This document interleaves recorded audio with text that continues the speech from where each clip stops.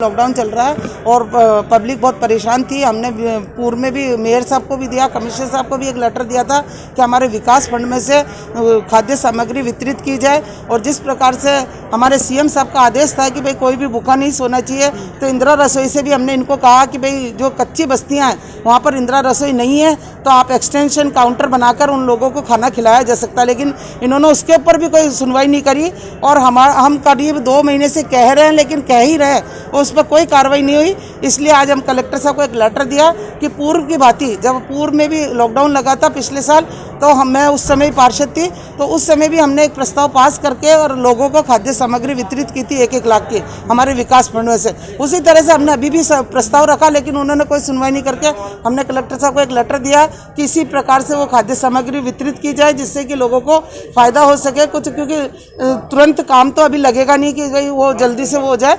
और एक हमारे विकास के काम थे जो नहीं कोई हो रहा है, लाइट की व्यवस्था थी वो भी नहीं हो रही है। और हमारे कमिश्नर सर पिछली बार उनका बोले पैर टूट गया, वो 15 दिन की छुट्टी, अब फिर 15 दिन की छुट्टी पे चले गए। तो इस तरह से नगर निगम पूरे सफ़र हो रही है। तो हमने कलेक्टर साहब को कहा किसी भी अधिकारी उनके पावर दी जाए जिससे कि काम सफ़र ना हो और नगर निगम में सुचारू रूप से काम हो। जैसे अभी सफाई व्यवस्था को लेकर ले लो, रोशनी को लेकर ले लो, कोई भी काम नहीं हो रहा। और ये सारे पार्षद इतने वो हो रहे हैं, किससे कहे, नगर निगम में कोई ऐसा अधिकारी नहीं है जिससे कहे, मेयर साहब को पूरा सुनती नहीं है।